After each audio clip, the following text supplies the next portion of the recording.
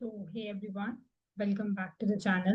And today we will discuss chapter 1 as we know, और हम उसमें एक नया टॉपिक डिस्कस करने जा रहे हैं, that is individual differences in the intelligence. So basically हमने अभी तक जो भी हमारा चैप्टर 1 हुआ है उसमें हमने ये देखा कि आईक्यू क्या होता है, इंटेलिजेंसी के टाइप्स क्या होते हैं, तो और भी बहुत सारी हमने उसमें चीजें देखी है ना. तो बेसिकली हम कभी भी इंटेलिजेंसी को सिर्फ एक चीज पे जज नहीं कर सकते. आपने देखा ही होगा है ना. और इंटेलिजेंसी के बहुत सारे वेरिएशंस भी हैं जो हम अभी आगे वाली क्लासेस में देखेंगे. ठीक है. तो अभी जो मैं टॉपिक डिस्कस करने जा रही हूँ that is the individual differences in intelligence. देखिए, इंडिविजुअल डिफरेंसेस इन इंटेलिजेंसी का मतलब है कि हर इंसान के सोचने समझने और प्रॉब्लम सॉल्व करने की एबिलिटी अलग होती है, राइट. इसीलिए कुछ लोग चीजें जल्दी सीख लेते हैं और कुछ लोग थोड़ा टाइम लेते हैं, बिकॉज हर किसी की अपनी इंडिविजुअलिटी है, राइट. तो अगर प्रॉब्लम डिफरेंट है, इंसान का नेचर डिफरेंट है, तो उसको उसका हैंडल करने की भी इन्वायरमेंटल चीजें अलग अलग पर्सपेक्टिव के साथ रहेंगी, है ना. तो इसमें बहुत सारे कॉजेज हैं जो इसको इफेक्ट करते हैं किसी पर्सन को. उसका इन्वायरमेंट है, उसके हेरिडिटी जीन्स हैं, और there are so much things we have to seen on that part. तो अगर मैं आपसे बात करूँ intelligency in the individual differences, मतलब कि उसका माइंडसेट कैसा है, वो कितना पॉजिटिव अप्रोच लेके चल रहा है, तो ये सारी चीजें हम इस टॉपिक में कवर करेंगे. So this is the basic graph. इस ग्राफ को समझने से पहले मैं आपको कुछ बेसिक चीजें समझाना चाहूंगी. सबसे पहले अगर मैं बात करूं आपसे कॉजेस के बारे में, देखो, एक तो होते हैं हेरिडिटी, मतलब जेनेटिक फैक्टर्स. इंटेलिजेंसी एक हिस्सा है, हम अपने पेरेंट्स से इनहेरिट करते हैं. अगर पेरेंट्स इंटेलिजेंट है तो बच्चे भी वैसे पैटर्न्स के दिखाई देते हैं, है ना.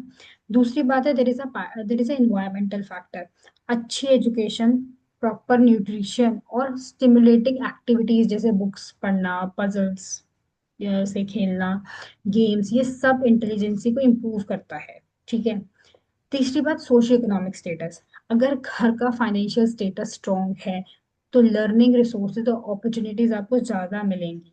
ये साइकोलॉजी भी कहती है. मतलब आप जिस इन्वायरमेंट में आप ग्रो कर रहे हैं, अगर वो इन्वायरमेंट आपके लिए अच्छा है, दैट मीन्स कि आपको लाइफ में ज्यादा अपॉर्चुनिटी मिलने के चांसेस हैं. So there are more chances as well कि हाँ, हो सकता है कि डाउन में भी जाया जाए, but there is a positive scenario of these things.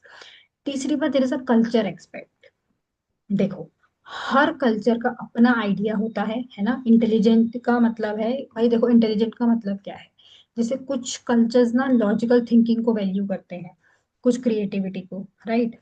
तो अगर मेरा जो कल्चर है वो लॉजिकल थिंकिंग को पर्सपेक्टिव देता है, तो वो बहुत सारी चीजें उसमें ऐड ऑन हो सकती हैं. ठीक है. Second thing is that there is a health. Health means अच्छी हेल्थ और बैलेंस डाइट को एक इंटेलिजेंसी के लिए मतलब का मेन मोटो है ना. इलनेस है, ब्रेन इंजरी है, इंटेलिजेंसी को इफेक्ट कर सकता है. तो ये मेन उसके एस्पेक्ट हैं और उसके फैक्टर्स हैं, मतलब जो क्रॉनिक इलनेस भी जिसको हम कह सकते हैं.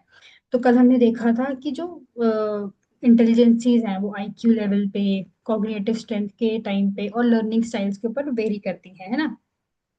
देखो, किसी का भी हम कहते हैं ना गिफ्टेड है ये तो, है ना.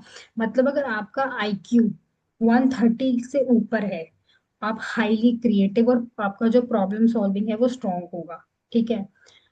अगर आईक्यू आपका 90 से 110 के बीच में है तो ज्यादातर का पॉपुलेशन का इतना ही होता है. ठीक है. तो ये एवरेज में काउंट होता है और ज्यादातर पॉपुलेशन का इतना ही देखा गया है. और अगर मैं बिलो एवरेज की बात करूं, दैट इज 70 से नीचे, जिसमें इंटेलेक्चुअल डिसेबिलिटी हो सकती है. There is a high chance कि उसका आईक्यू लेवल थोड़ा वीक है. फिर आता है cognitive strength and the weakness. कुछ लोग मैथ्स में स्ट्रांग होते हैं, कुछ लोग लैंग्वेज या ड्राइंग में, है ना. अगर मैं लर्निंग स्टाइल की बात करूँ तो विजुअल लर्नर, जैसे पिक्चर से सीखने वाले बच्चे, है ना. ऑडिटरी लर्नर्स जो सुन के सीखते हैं, या फिर काइनेस्थेटिक लर्नर्स जो प्रैक्टिकल जब तक कर नहीं लेंगे तब तक उनसे हो नहीं पाएगा, है ना. तो ये वो वेरिएशन है जिसके बेसिस पे आप किसी का एक ऑब्जर्वेंट बन सकते हो, किसी को देख सकते हो कि अच्छा ये ऐसे सीखता है. ये उसके डिफरेंट वैरायटीज ऑफ आईक्यूज हैं बेसिकली. ठीक है. अच्छा, फिर अगर मैं बात करूं आपसे एजुकेशनल एंड प्रैक्टिकल इम्प्लीकेशंस के बारे में, देखो, टीचर्स को स्टूडेंट की एबिलिटीज के हिसाब से पढ़ाना चाहिए. ठीक है.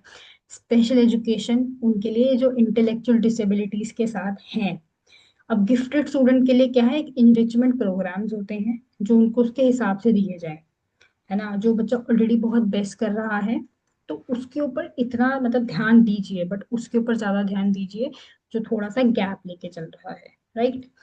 तो these are the main aspect. अगर मैं इसके साथ आपकी कंक्लूजन की बात करूं, तो basically there is a much more easier conclusion on that part कि हर इंसान यूनिक होता है।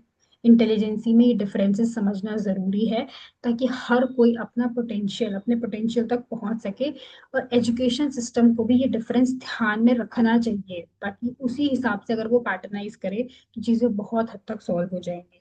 तो मैंने आपसे भी एक बात करी थी ग्राफ के बारे में, देखिए this is the number of persons and in the below sectors there are the mean scores। तो देखो अगर किसी का आईक्यू लेवल, ये बेसिकली ये नॉर्मल कर्व है जो आईक्यू को डिस्ट्रीब्यूट करता है, जिनका 70 से नीचे है। देखो एक तो लाइन है आपकी बॉर्डर लाइन, फिर है इंटेलेक्चुअल डेफिशिएंसी, फिर है लो एवरेज। तो इसमें ये जो बीच में 100 वाला काउंट है that will be okay part. और हाईली एवरेज में कौन सा जाएगा आपका 130 से 120 वाला, दैट मीन्स कि आप वेरी सुपीरियर हो। तो ये वो ग्राफ की प्लॉटिंग है। दे विल शो यू कि कैसे ग्राफ का एक पैटर्न बन रहा है, right. So this is all about the today's session, and in the next session we will continue the series of chapter 1 and try to cover more topics in the next video. So thank you so much. So do subscribe this channel for the upcoming videos. So bye everyone.